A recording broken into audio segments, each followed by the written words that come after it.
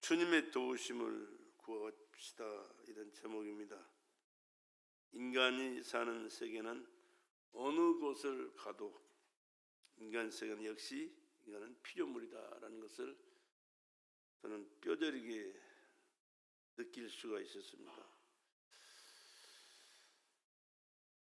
인간은 하나님이 지으셨기에 창조주 하나님을 인정하고 그 하나님을 믿고 그 하나님을 섬기면서 그분 뜻대로 그분의 말씀을 간직하고 뜻대로 살면서 그분이 베풀어 주신 은혜를 받고 살 때 잘 사는 삶을 살게 됩니다. 하나님과 관계가 잘못되면 미안하지만 하나님은 그들과 아무 관계를 하지 않아요. 하나님과 관계가 없으면 자연스럽게 관계를 갖게 되는 것이 있는데 악한 마귀 사탄이 역사합니다.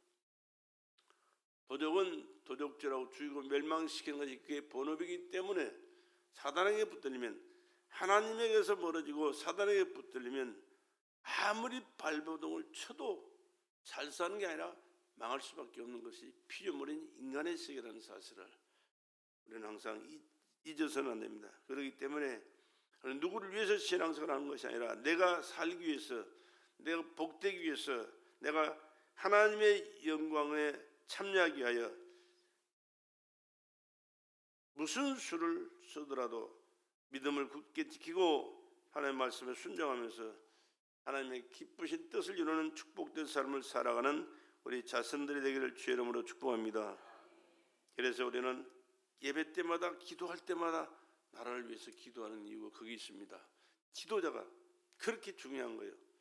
지도자가 이끌어 나가는 그 과정 속에서 하나님을 중심으로 말씀을 가슴에 간직하고 그 말씀에 순종하면서 하나님 뜻대로 살아가는 그 삶을 살아가는 그 민족은 흥합니다. 그러나 하나님을 불신하고 하나님의 말씀을 불순종하고 거역하고 대적하면서 살아가는 그 삶은요, 자신도 모르게 그 지도자에 의해서 그러한 삶을 살아갈 수밖에 없고, 그러다 보면 하나님과 멀어지고 마귀와 가까워지고 그 삶은 엉망진창이 되어버리고 많은 결과를 가져오게 되거든요.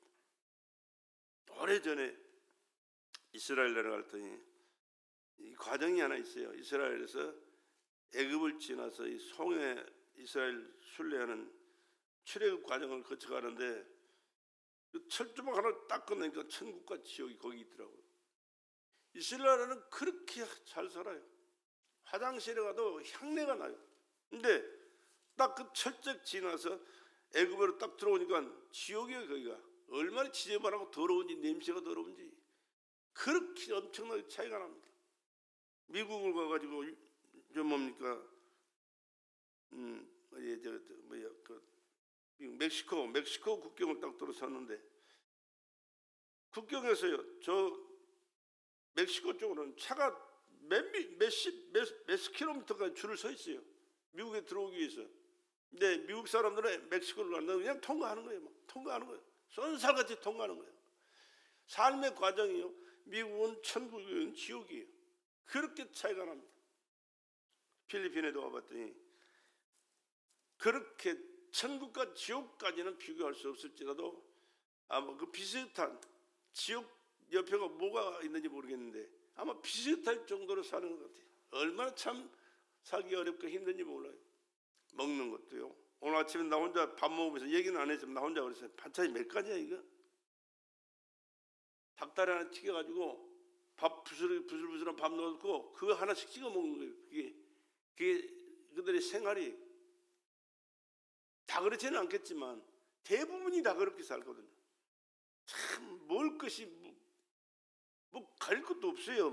뭐가 있어야 뭘 이걸 저거 가리고 말고 하지. 물론 나름대로 여기 맞는 것들이 있겠지만 나는 그 먹을 수가 없으니까 입에 안 맞아서 먹을 수가 없으니까 그렇게 힘들게 사는 것은 왜 그러느냐? 하나님과의 관계가 바로 되는 사람, 하나님이 함께 하시고 보장해 주시는 나라들은 하나님께서 축복해 주시기 때문에 모든 저주가 물러가고 하나님 주시는 풍요로움 속에서 행복한 삶을 살게 되지만은 하나님을 불신하고 거역하고 대적하면 미안하지만 결국은 나라도 망하고 자신도 망한다는 사실. 남북한을 한번 비교해 보시오. 남북한. 우리가 6.25 전쟁을 통해서 남북한이 갈라졌지만 이북은 김일성이가 지도자가 돼가지고 교회 다 때려 부셨잖아요. 3,800개 교회를 다 때려 부셨어요. 그리고 거기 그 자리마다 김일성이 동상을 세워놓고 이것이 하나님이에요. 하나님 대용으로 살아요. 그러나 남한은 얼마나 하나님을 찾고 하나님 앞에 매달리고 예비했습니까? 하나님 말씀대로 순종했습니까? 지금도 눈에가 선한 것이 여의도 순복음교회 구역장들 까만 빨구슬만 뭡니까 그래요? 불구슬만 백 들고 돌아다니면서 전도하고 신방 다니면서 기도하고 살던 얼마나 열정적이에요. 그때 우리나라가 얼마나 하나님께서 많은 축복을 받았습니까? 교회가 부흥됐고 많은 사람들이 변화가 됐고 하나님의 축복을 주셔서 남북한의 경제 차이가 계산이 안 나와요. 지금 깡냉이 죽도 못 먹는 나라가 북한이잖아요. 그런데 우리는 먹을 것을 골라가면서 너무 먹어가지고 살 빼려고 또 돈 써가면서 발버둥 치는 사람들 이해할 수 없는 그런 삶을 살아가는 것이 왜 그렇습니까? 내가 노력했기 때문에 잘 사는 조건이 됐기 때문에 그렇습니까? 아니요. 하나님이 삶을 보장해 주셨고 하나님의 은혜와 축복을 베풀어 주셨기 때문에 이런 결과가 온 줄로 믿습니다. 그런데 오늘날 우리나라가 지금 어떻게 돌아갑니까? 하나님과는 점점 거리가 멀어지고 있어요. 너무 삶이 풍요롭다 보니까 하나님을 찾을 필요가 없는 사람들이 너무 많아요. 그런데다가 지도자라는 사람들이 하나님을 불신합니다. 하나님 말씀대로 사는 것, 하나님 뜻을 외면한 채 자기 욕심대로 정욕대로 세상과 짝하여 살려고 발버둥을 칩니다. 참으로 두려운 때가 지금 돌아오고 있다는 사실을 기억하시고 우리는 이럴 때일수록 정신을 차려 근신하여 하나님을 찾고 하나님 앞에 예배드리고 하나님 말씀에 순종하면서 하나님의 도움과 축복 속에 살아가는 저와 여러분 되시기를 주의 이름으로 축원합니다.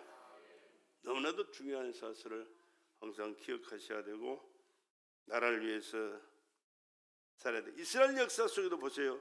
다윗이 이스라엘 나라를 정치할 때는요 얼마나 하나님께서 그에게 은혜를 많이 베풀어 주시는지 몰라요. 왜?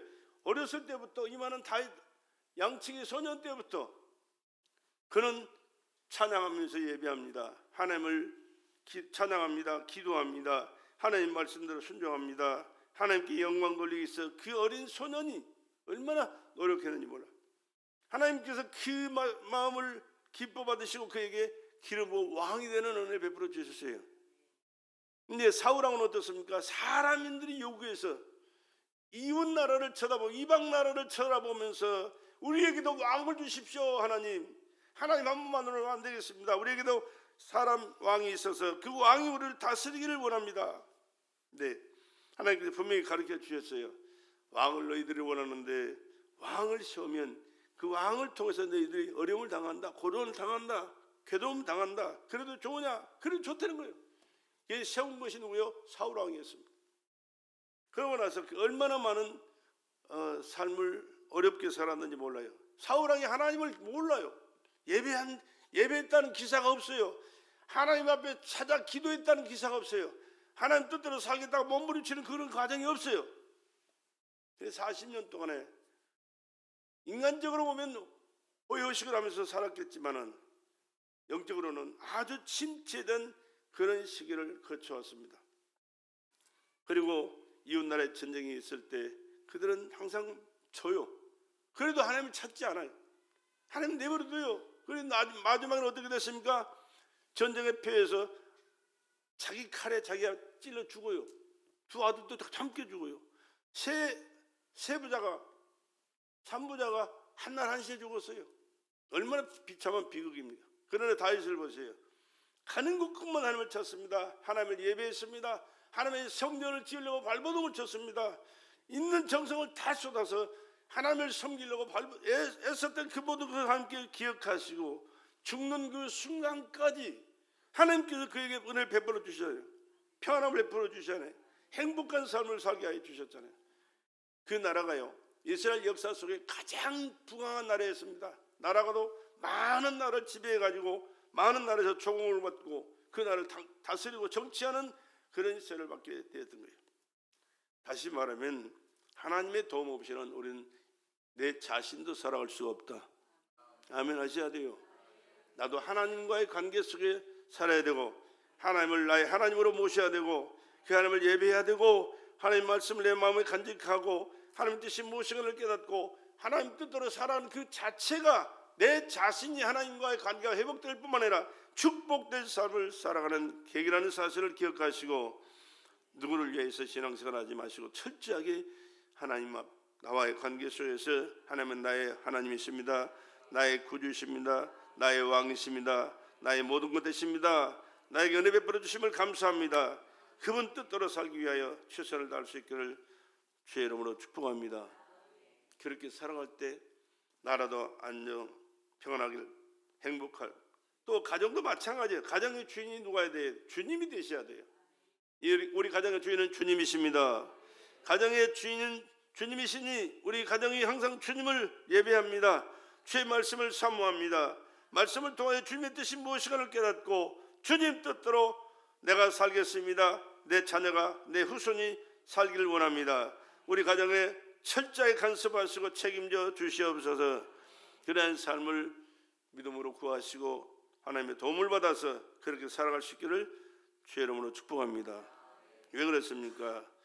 하나님은 스스로 계신 자존자요 우주 만물을 창조하신 창조주실 뿐만 아니라 하나님의 형상과 모양대로 나와 여러분을 지으신 생명의 주인이시기 때문에 그렇습니다. 뿐만 아니라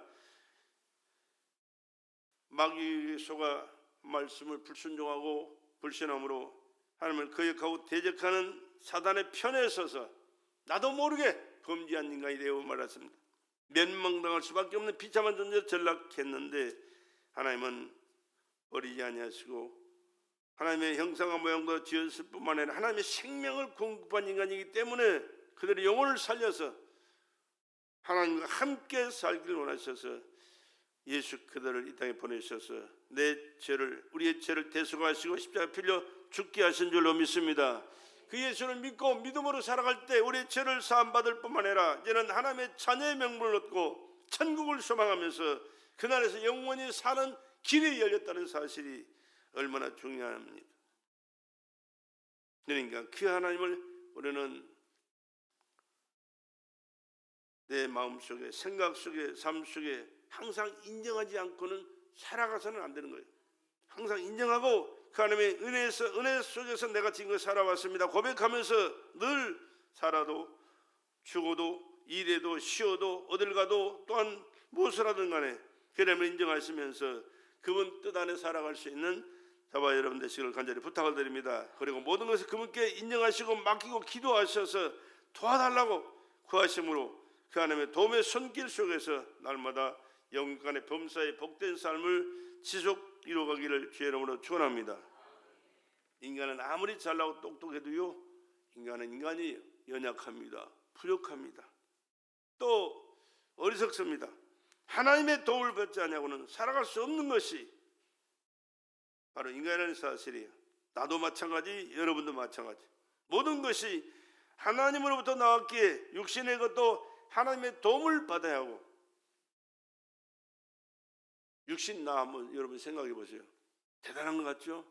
미안하지만 어느 순간에 어떻게 될지 아무도 몰라요. 얼마나 약한 존재인지 몰라. 툭 하면 툭 치면 부러져요. 툭 떨어지면 깨져요. 조금 더 심하면 죽어요. 내가 잘나서 내가 건강하기에 안전하니까 내가 나를 지키니까 잘 살고 있다고 생각하십니까? 아니요. 물론 그렇게 할 수도 있겠지만은 그러나 우리는 분명한 것은 하나님께서 은혜 베풀어 주셔서 오늘 또 내가 건강한 몸으로 일어났습니다. 살아가고 있습니다. 쉴 수 있어서 감사합니다. 또 편히 쉴 수 있는 시간 허락해 주셔서 감사합니다. 늘 하나님 인정하시고 감사하시고 고백하며 사시기를 주의 이름으로 축복합니다. 1초에 2사람씩 죽어간다니까 지금도 세계 인구 중에 똑딱하면 벌써 2사람 죽었어요. 그렇게 죽어가는 게 인간이에요.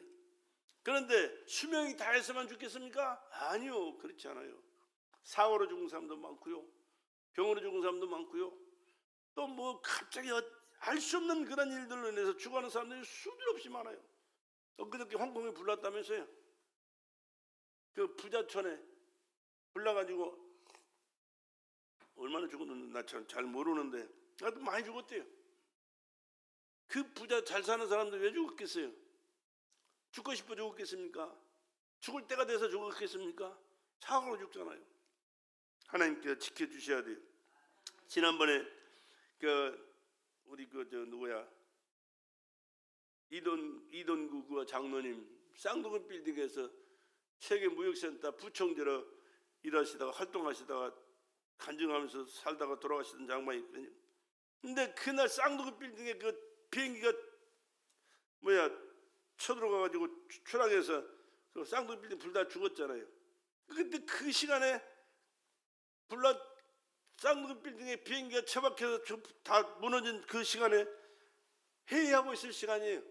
근데 하나님께서 그 비행기를 그곳에 가는 출근 시간에 배탈이 나게 하셔가지고 몇 번을 화장실 가는 동안 비행기를 놓쳐가지고 비행기를 못 타가지고 그 시간을 못 갔잖아요. 하나님께서 그를 살리시기 위하여 그렇게 배탈 나게 하셨고 비행기를 놓치게 하시고 또 못 가니까 그 약속 시간에 뭡니까? 회의가 취소돼가지고 거기에 모일 사람들이 다 참석하지 않았어요. 그래서 살게 하신 거예요. 우연히 산 게 아니고 내가 잘나서 산 게 아니고 내가 노력해서 산 게 아니고 지금까지 살아온 것이 하나님의 은혜였습니다 라고 고백할 수 있기를 주의 이름으로 부탁을 드립니다. 이 말씀을 생각하시면서 늘 이런 고백을 하는 삶이 복받은 자의 삶이라는 사실을 기억하시길 바랍니다. 뿐만 아니라 이렇게 사는 인간들에게 하나님께 항상 도와주시고 은혜 베풀어 주시길 원하신 분이 하나님이시라는 사실을 기억하시고 하나님께서 도와주시도록 도움받을 자의 자격을 갖추시고 도움의 관계를 이루어가시면서 사시기를 주의 이름으로 간절히 부탁을 드립니다. 하나님의 도움을 받으려면요 하나님의 보내신 자 예수 그리스도를 믿는 믿음에서 삶을 살아야 됩니다. 하나님의 도움은요 예수 그리스도 안에 있을 때만 얻어지는 것이지 예수 밖에서 하나님은 도와주실 수가 없어요. 모든 것은 하나님께서 다 관리하시지만 예수로 말미암아서 우리에게 주시는 거예요. 그리고 기도할 때 마지막을 뭐라고 그래요? 예수님의 이름으로 기도합니다. 하나님께서 그 예수님의 이름으로 기도한 그 기도를 들으시고 역사하신다고 말이에요. 여러분의 삶 현장 속에 언제든지 무엇이든 하든지 어떤 일이든지 간에 예수님이 도우셨고 예수님이 함께 하셨고 예수님이 은혜 베풀어 주셨고 예수를 통해 하나님께 영광이 된 이런 모든 삶을 살아갈 수 있기를 주의 이름으로 간절히 부탁을 드립니다. 그러면 그 예수께서 흘리신 그 보혈의 피로 우리를 거룩하게 하시고 우리의 삶을 책임져 주셔서 하나님께서는 우리가 받을 은혜를 반드시 허락해 주시게 된다 그런 말씀입니다. 꼭 기억하셔야 될 것은 하나님의 도움을 받아야 됩니다. 하나님의 도움 받기를 소원하신 분 아멘 합시다. 믿음의 고백대로 되는 거예요. 근데 예수 이름으로만 하나님께서 도움을 주신다는 사실. 그러니까 예수 빼면 그는 아무런 관계도 없어요. 하나님과. 하나님이 여러분을 인정하지 않아요. 받아주지도 영접하지도 기도 들어주지도 않아요. 응답하지도 없어요. 그러나 예수님의 이름으로 기도하고 충성하고 헌신하고 간절한 마음에 소원 가지고 하나님 앞에 나가면 하나님께서 예수님 때문에 우리에게 여러분에게 은혜 베풀어 주시는 줄로 믿습니다. 하나님 지금도 일하고 계신 하나님이시죠. 자기 전지하시고 전능하신 절대 능력으로 인간을 조건 없이 도우고 싶으신데 예수의 이름 안에서 할렐루야 예수의 이름으로. 그래서 예수께서 하신 말씀이 뭐요? 마태복음 11장 28절에 수고하고 무거운 짐진 자들아 다 내게로 오라 내가 너를 편히 쉬게 하리라. 예수님께서 하나님의 능력으로 하나님의 약속의 말씀 안에서 우리를 편히 쉬도록 은혜 베풀어 주시는 줄로 믿습니다. 요한복음 14장 13절로 14절에 예수님께서 친히 하신 말씀 있잖아요. 너희가 내 이름으로 무엇을 구하든지 내가 시행하리니. 예수님의 이름으로 무엇을 구하든지 예수님이 시행하실 뿐만 아니라 하나님이 시행하십니다. 이는 아버지로 하여금 아들을 인하여 영광을 얻으시게 하려 함이라. 내 이름으로 무엇이든지 내게 구하면 내가 시행하리라. 하나님의 모든 것은 예수 안에서 우리에게 이루어진다는 사실을 기억하시고 언제든지 하나님 앞에 예수의 이름으로 구하셔서 하나님께서 주시는 모든 은혜를 예수의 이름으로 받고 예수의 영광 가운데 영광 삶을 살아갈 수 있기를 다시 한번 주의 이름으로 간절히 부탁을 드립니다. 마태복음 7장 7절에도 누가복음 11장 9절로 13절에도 구하라 찾으라 두드리라 구하는 자에게 주시고 찾는 자에게 찾게 하시고 두드리는 자에게 열려주신다. 누구의 이름으로? 예수의 이름으로. 그만큼 우리에게는 예수가 없어서는 아무것도 안 되는 거예요. 아무리 맛있는 좋은 재료를 가지고 음식을 만들어도 소금으로 간을 맞추지 않으면 그 먹을 수가 없어요. 맛이 없으니까. 그러나 예수님의 이름으로 우리가 하나님 앞에 나오면 어떤 상황, 어떤 문제, 어떤 여건 속에서도 하나님께서 아름다운 결과를 여러분의 삶 현장 속에 열매가 맺도록 보증하시고 축복하실 줄로 믿습니다. 무엇이든지 믿음으로 기도하시고 찾고 두드리는 자를 도와주시는 기다림으로 충만하신 분이 하나님이십니다. 그리고 인간을 영육간에 도와주시려고 육신을 입고 이 땅에 오신 분이 예수시잖아요. 섬기러 오셨다고. 자기 목숨을 많은 사람들의 대속물로 주시기 위하여 오셨다. 대속물이요. 자기를 찢어서 인간들에게 다 나눠주시고 우리에게 예수의 안에서 생명으로 하나님의 은혜 안에서 살아갈 수 있는 새로운 피조물로 만들어주시기 위하여 오신 분이 예수 그리스도라는 말씀입니다. 하나님은 구약에도 이 도움을 주셨을 뿐만 아니라 신약에도 여전히 도움을 주십니다.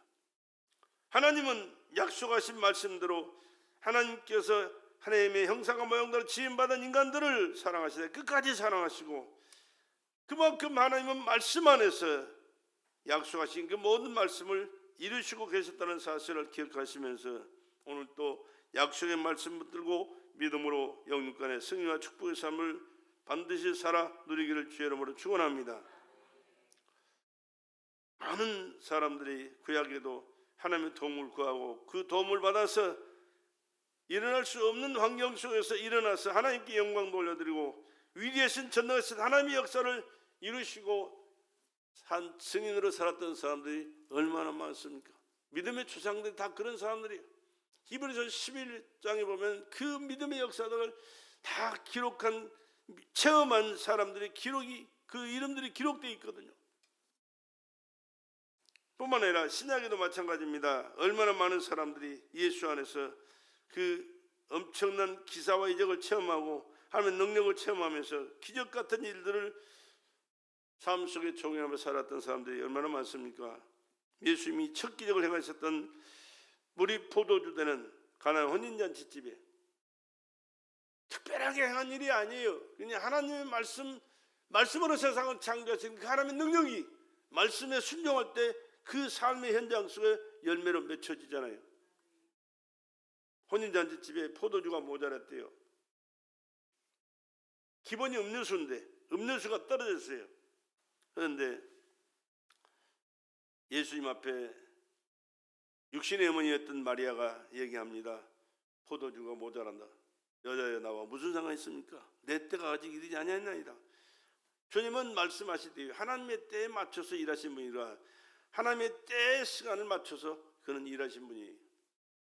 그러니까 오늘 또 우리도 하나님 앞에 기도하시면서 조급할 때가 참 많은데 아니 우리는 조급해서가 아니고 하나님이여 하나님의 때가 언제인지 깨닫게 하시고 하나님의 때에 맞춰서 이루어지기를 소원합니다.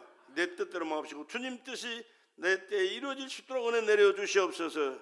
그리고 하나님의 때를 찾고 때에 따라서 하나님 앞에서 순종하고 충성하는 우리의 삶을 살 수 있기를 간절히 부탁을 드립니다. 그것이 지혜거든요. 그리고 잠시 후에 그 일하는 일꾼들한테 아구에다 물 채워라. 돌 항아리 6개가 있잖아요. 돌 항아리 다 비웠는데 물 채워라. 포도주예요. 포도주입니다. 포도주. 근데 그 말에 순종해서 채웠습니까? 이제 떠서 갖다 줘라. 아니 붙들고 안수라도 하거나 무슨 기도라도 했으면 얼마나 좋겠어요. 근데 그런 거 하지 않아요. 그래 하지 않고 채우더니 채우는 그 순종을 보시고 떠다 갖다 줘라. 근데 떠다 갖다 줬더니 그 포도주를 마신 사람들이 뭐라 그래요? 처음 것보다 나중 나온 포도주 왜 이렇게 맛있냐? 그러잖아요. 인간이 만든 것보다는 하나님께서 주시는 것이 비교할 수 없이 맛있고 영양 있고 품질 좋은 모든 것이 되어야 되는 줄로 믿습니다. 우리는 머리로 계산하면 안 돼요. 하나님이시기 때문에 하시는 거예요. 하나님만이 하실 수 있는 일이 있고, 아무리 인간 70억이 발버둥을 쳐도 안 되는 일이 있고, 대봤자 별 볼 일 없는 것이 얼마나 많지만, 그러나 하나님께서 말씀하시면 그 말씀대로 이루어질 뿐만 아니라 그 하나님은 전능하신 능력과 권세가 말씀 가운데 함께 하시기 때문에 상상할 수 없는 일들이 우리 삶의 현장 속에 이루어질 줄로 믿습니다. 그래서 오늘 베드로도 그런 겁니다. 주님 말씀하실 때 그 말씀에 순종해서 배를 띄워라, 노를 저어라. 예수님 말씀을 선포하실 때 왔다 갔다 하면서 순종한 거예요. 근데 순종할 수 있는 그런 환경과 여건이 됐느냐? 안 됐거든요. 왜? 밤이 맞도록 그물을 내렸다 올렸다를 거듭했기 때문에 피곤합니다. 잠을 못 자서 얼마나 졸리겠습니까? 힘들지 않겠습니까? 집에서는 장모님과 마누라와 딸 5이 기다리고 있습니다. 얼마나 참 그 자식들을 생각하고 장모님과 부인을 생각하면 마음이 불안했겠어요. 근데 주님 말씀하십니다. 배를 좀 띄워달래. 노를 저어라. 왔다 갔다 해요. 그냥 그 말씀에 순종한 겁니다. 그랬더니 말씀을 다 마치시고 난 다음에 이제 이 시몬이라는 사람이 뭐 하는 사람이요? 고기 잡는 사람이요. 밤새도록 고기 못 잡는 거 분명 알고 계세요. 그래서 그에게 하시는 말씀이 이제 깊은 데로 가서 그물을 내려 고기를 잡아라. 그렇게 말씀하잖아요. 근데 베드로, 시몬이라는 사람은요, 아직 베드로가 아니에요. 예수님 처음 만난 시몬이, 그들의 그 이름이 시몬이라는 사람, 자기 본명입니다. 평생을 그 생활을 해왔는데 한 마리도 못 잡았으니 뿐만 아니라 그 뭡니까 갈릴리 호수에 대해서는 아삭한 사람이에요. 도가 튄 사람이에요. 거기가 어디 있는지도 알고 어느 때 어느 곳에서 거기 그물을 내려야 되는지도 알아요. 그럼에도 불구하고 한 마리도 못 잡았는데 예수라는 사람은 갈릴리 바다에 처음 온 사람이잖아요. 근데 그물을 노를 저어서 그물을 깊은 바다에 던져라 그래요. 그런데 맞지 않아요. 자기 경험이나 상식이나 기술로는 맞지 않아요. 그러나 그가 고백하는 고백을 한번 봅시다. 그 고백을 우리가 반드시 우리가 또 알아야 되고 고백해야 돼요. 4절 3절부터 예수께서 한 배에 오르시니 그 배는 시몬의 배라. 육지에서 조금 뛰기를 청하시고 앉아서 배에서 무리를 가르치시더니 말씀을 마쳤습니다. 예수님이 하시는 그 시간이 얼마나 시간이 많은 시간이 흘렀는지는 모르지만은 예수님이 하시는 일을 다 하신 다음에 이제는 그 일이 진행되거든요. 시몬에게 이르시되 깊은 데로 가서 그물을 내려 고기를 잡으라. 깊은 데로 가서. 시몬이 대답하여 가로되 선생이여. 예수님 누군지도 몰라요. 그냥 선생으로 조금 대접해서 이름 얘기하잖아요. 선생이여, 우리들이 밤이 맞도록 수고를 하시되 얻은 것이 없지만은 말씀에 의지하여 내가 그물을 내리리라 하고, 말씀에 의지하여 내가 그물을 내리리라 하고. 여러분, 신앙생활은 말씀대로 하는 것입니다. 여러분 삶의 현장 속에 여러분이 필요한 것이 얻고 싶을 때도 하나님의 말씀에 근거해서 여러분들이 모든 것을 할 수 있기를 바랍니다. 그러면 하나님이 책임져 주시는 거예요. 내 생각대로, 내 배운 지식대로, 경험대로 하지 말고 하나님의 말씀대로 순종해서 말씀을 순종하는 삶, 말씀을 이루는 삶을 살고자 그런 마음의 각오를 다짐하면서 하나님 앞에 순종하는 삶을 살아갈 수 있기를 바랍니다. 그리한즉 6절에 그리한즉 고기를 애운 것이 심히 많아 그물이 찢어지는지라. 밤새도록 한 마리도 못 잡은 고기가 말씀 한마디에 순종했더니 그물이 찢어지도록 잡히게 된 줄로 믿습니다. 이에 다른 배에 있는 동물을 손짓하여 와서 도와달라니 저희가 와서 2배 체험에 잠기게 되었더라. 한 마리도 못 잡은 고기가 2배 채우고 2배가 잠기게 되었더라. 얼마나 많은 고기가 잡혔기 때문에. 근데 여러분 이것을 한번 생각해 보셨나요? 저는 이 말씀을 읽을 때마다 난 그 고기 떼들이 우리 어항에 가면 고기 새끼가 많아요. 나는 잘 안 가요. 신경 안 써. 별로 재미가 없어 나는. 근데 우리 사람 거기 그때 가면요 밥 주는 줄 알고 다 막 달라 들어가지고 막 꼬리치고 막 참 재밌어요. 근데 이 시몬이 깊은 데 들어가서 금을 내려는 주님의 말씀에 순종할 때 밑에서 뭔 난지 아세요? 주의 말씀을 이루어요. 고기 뜯에 달려가는 거예요. 할렐루야. 그거 상상해 보세요. 나는 이 말씀을 읽을 때마다 그것이 상상이 돼요. 주의 말씀은 반드시 이루어져야 되기 때문에 고기가 그 말씀을 이루어야 되잖아요. 거기는 잡히면 그 인생이 끝나지만 그 생이 끝나겠지만은 주의 말씀을 이름으로 끝나는 것이 얼마나 복된 생입니까? 그 많은 고깃대가 시몬이라는 사람이 멀어져 갈 때 따라가는 겁니다. 왜? 그물 속에 들어가기 위하여. 왜? 하나님의 말씀이기 때문에. 이런 것을 여러분 생각하시면서 하나님의 말씀에 순종하는 삶을 살아가실 때 기적 같은 역사가 일어날 뿐만 아니라 여러분의 마음속에 생각 속에 삶의 현장 속에 하나님의 은혜가 축복이 넘치게 될 줄로 믿습니다. 한번 꼭 여러분 삶 속에 체험할 수 있기를 주의 이름으로 부탁을 드립니다. 얼마나 중요한 일인지 몰라요. 인간은 영육간에 도와주시러 육신을 입고 이 땅에 오신 예수님 그 말씀을 하나님께서 보증하시고 그 말씀을 보증하시고 오늘 또 그 예수를 믿고 믿음으로 사는 삶 속에 주님은 역사하신다는 사실을 기억하시고 항상 주 안에 하나된 삶을 사시기를 주의 이름으로 간절히 부탁을 드립니다. 주님의 도움을 받고 싶은 자는 신념과 신앙을 바르게 정립해야 됩니다. 신념과 신앙. 신념은 자기 생각이에요. 자기 주관이에요. 자기 하는 지식과 경험이에요. 그러나 신앙은 철저하게 예수 중심으로 하나님 말씀 중심으로 하나님을 섬기는 하나님의 말씀과 하나님의 뜻을 깨닫고 순종하는 삶으로 사는 삶이 된 줄로 믿습니다.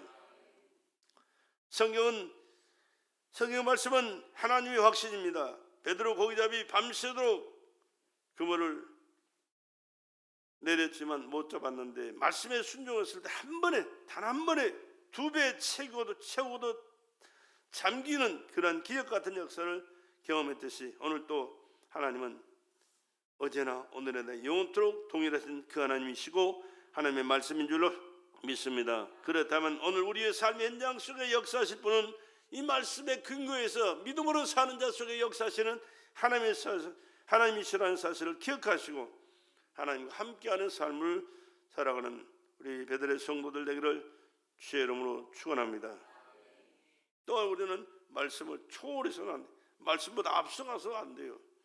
말씀에 뒤처져서 우리가 따라가서도 안 돼요.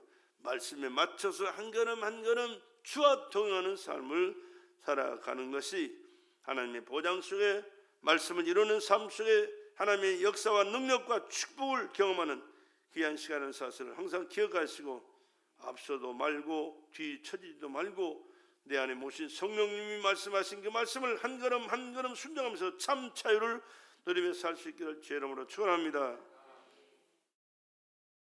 진리를 알지 진리가 너희를 자유케 하리라. 진리는 예수가 진리요 하나님의 말씀이 진리거든요. 그러니까 우리는 진리 안에서 살아가는 것이 참된 신앙이고 축복받을 자의 삶이에요. 그러므로 예수께서 자기를 만난 유대인들에게 이르시되 너희가 내 말에 가면 참 내 제자가 되고 진리를 알니 진리가 너희를 자유케 하리라. 그렇게 말씀하셨습니다. 그랬습니다. 진리가 뭐요? 하나님의 말씀이 진리고 예수님 자신이 진리예요. 무슨 말이냐 그러면 철저하게 예수 중심으로 삶을 살아라 그런 말씀입니다. 말씀은 하나님의 약속과 보장입니다. 말씀은 내 영혼의 생명입니다. 영이요 생명이라 그랬어요. 주님은 말씀 속에서 자신을 드러내십니다. 거처를 말씀 안에 삼아야 됩니다. 주님은 말씀을 가진 자를 사랑하시고 함께하시고 보증하신다는 사실을 항상 기억합시다. 그렇기 때문에 성경은 들고 주일날 교회에 나오는 형식적인 도구가 아니고 앉으나 서나 어디서든지 무엇을 하든 어떤 삶의 현장 속이든지 말씀을 기억하도록 생각나도록 말씀을 읽어야 돼요. 말씀을 들어야 돼요. 말씀 안에 우리가 젖어 살아야 돼요. 그것이 하나님 안에 사는 삶이고 하나님의 보장 속에서 사는 삶이고 하나님께서 허락하신 영육간의 축복을 누리며 살 수 있는 길이라는 사실을 기억하시기 바랍니다. 덮어놓고 신앙생활 하는 게 아니에요. 펴놓고 알고 신앙생활 해야 됩니다. 어제나 오늘이나 영토록 동일하신 분이 예수시고 하나님의 말씀이라는 사실을, 예수가 하신 말씀이 내 기업이고 내가 누릴 유산이 될 수 있도록 철저하게 간직하시고 그 말씀 안에서 하루하루 순간순간을 삶을 살아갈 수 있기를 주의 이름으로 부탁을 드립니다. 예수가 하신 말씀이 하나님의 소원이고 하나님의 관심이었다는 사실을 우리는 기억하셔야 돼요. 그러니까 예수님께서 뭐라고 말씀하시는가 늘 관심을 가져야 되고 그 말씀에 귀를 기울여야 되고 그 말씀을 내가 가슴에 간직하고 그 말씀대로 사는 삶을 우리가 실천해야 돼요. 그럴 때 하나님께서 그의 삶을 완벽하게 책임져 주시고 은혜를 베풀어 주시게 될 줄로 믿습니다. 나의 믿음 속에 하나님의 약속을 또한 소유해야 됩니다. 하나님이 말씀하신 그 말씀이 내게 합당한 그런 말씀들이 많이 있잖아요.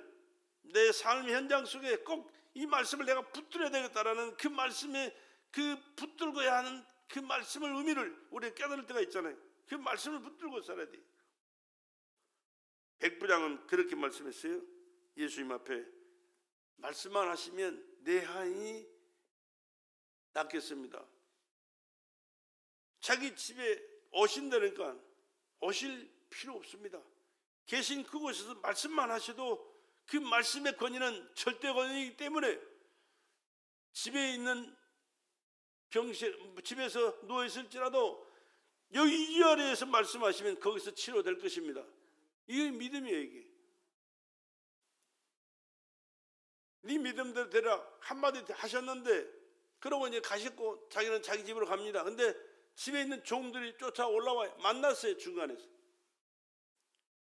당신의 아들이 나와서 건강해졌습니다. 그럴 때 언제 그렇게 됐느냐 물어봤더니 어느 시간에 그렇게 됐습니다. 근데 그 예수님께서 말씀하신 그 시간이 그때였거든요. 예수님께서 하신 말씀이 그때 말씀하셨는데 그 시간에 그가 일어났다는 사실을 중간에서 만난 종들과 대화 가운데 만나잖아요. 알잖아요. 그만큼 하나님의 말씀은 지금도 살아 역사하시고 하나님의 말씀은 여러분의 삶을 보정하시고 하나님의 말씀 가운데 순종하는 삶 속에 살아가는 자들의 모든 삶을 책임져 주시고 축복하셔서 영혼이 잘되고 범사가 잘되고 강건한 축복 가운데 누리게 될 줄로 믿습니다. 나의 믿음 속에 하나님의 약속을 소유하는 것은 베드로의 믿음이 바로 그 믿음이었습니다. 잠시 만난 순간, 잠시 순간에 만난 그 믿음이었지만 그 말씀을 듣는 순간에 그 믿음을 갖게 되었고 그 믿음을 고백하게 되었고 그 고백한 순간에 그는 그 엄청난 기적을 체험한 그러한 삶을 살게 되더라고 말입니다. 예수님을 잉태했던 마리아도 그렇습니다. 천사가 와서 하나님께서 앞으로 되어질 일을 그에게 말씀해주나요. 근데 요셉과 정혼한 사이요. 요셉과 정혼한 사이인데 요셉과 상관없이 애를 갖게 되면요 이제는 법적으로 돌에 맞아 죽든지 불에 태워 죽든지 둘 가지밖에 없어요. 다른 길이 없어요. 부정한 짓을 했기 때문에.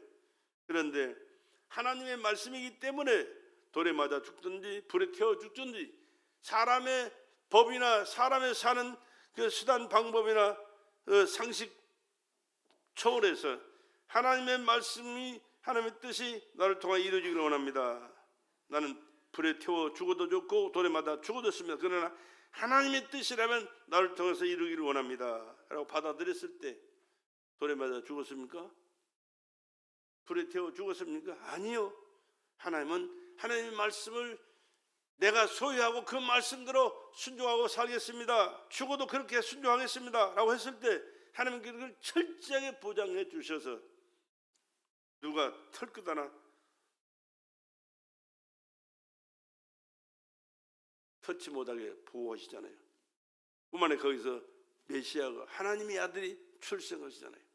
인류의 구원자가 출생하시잖아요. 이렇게 말씀을 철저하게 붙들고 그 말씀에 순종하는 삶을 살아가면 그 하나님께서 보장해 주셨던 것처럼 오늘 또 여러분의 삶 속에도 보존해 주실 하나님인 줄로 믿습니다. 왜? 하나님은 어제나 오늘이나 영원토록 동일하신 하나님이시기 때문에 내 상황이 절망이고 죽을 병이 나도 그가 하신 말씀의 머무르는 곳에 자유케 하신다는 사실입니다. 신념을 버리고 내 영혼의 말씀을 의지합니다. 내 영혼의 말씀, 하나님의 말씀을 의지합니다. 하나님의 말씀을 사모합니다. 하나님의 말씀을 늘 간직하시고 사모하고 읽고 듣고 순종하시면서 말씀대로 살아갈 수 있기를 주 여러분을 간절히 부탁을 드립니다.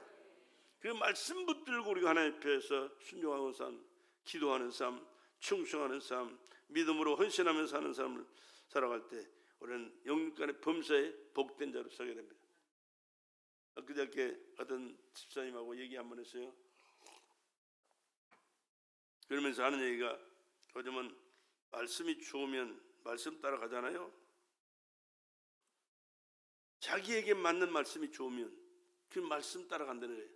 자기에게 맞는 말씀이 좋으면. 여러분 신앙생활 내게 맞는 말씀, 물론 내게 맞는 말씀이 있겠지만은 내게 안 맞아도 하나님의 말씀이면 하나님의 말씀을 따라가는 것이지, 내가 생각할 때, 내가 삶을 살아갈 때, 내가 일할 때, 또 그런 일들이 있어서 내가 형편에 맞을 때 그 말씀이 맞으면 가고, 아니요, 말씀이 맞지 않아도 하나님의 말씀이기 때문에 우리는 살아가는 거예요. 따라가는 거예요. 순종하는 거예요. 말씀을 떠나서 인간적인 수단 방법 가지고 되는 게 아닙니다. 내가 싫어도 하나님의 말씀에 하라 그러면 해야 되는 것이고, 하지 말라 그러면 내가 하고 싶어도 안 해야 되는 것이 하나님 말씀이에요. 그러면서 하는 얘기가 그래요. 그래서 이제 이사 가게 되는데, 이사 가게 되면 또 어디 교회 갈지 한번 찾아가야 돼요. 자기에게 맞는 말씀, 그것을 찾아간다는 거예요. 말씀, 이 교회 저 교회 찾아다니면서 내가 그랬어요.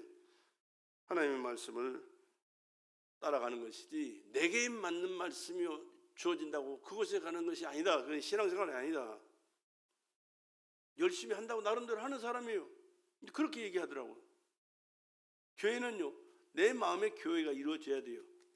하늘나라 교회가 확실하게 믿어져야 돼요. 내가 속해 있는 교회가 확실하게 있어져야 돼요. 내가 눈물 뿌리고 물질 들이고 피 쏟아 땀 흘리면서 내가 이루어놓은 교회가 내 교회이지, 다른 사람이 이루어놓은 교회 가서 내게 맞는 말씀을 주신다고 해서 내가 가서 앉아있다고 내 교회 되느냐? 천만의 말씀이에요. 그거는 하나님 앞에 가면 그것은 인정하지 않아요.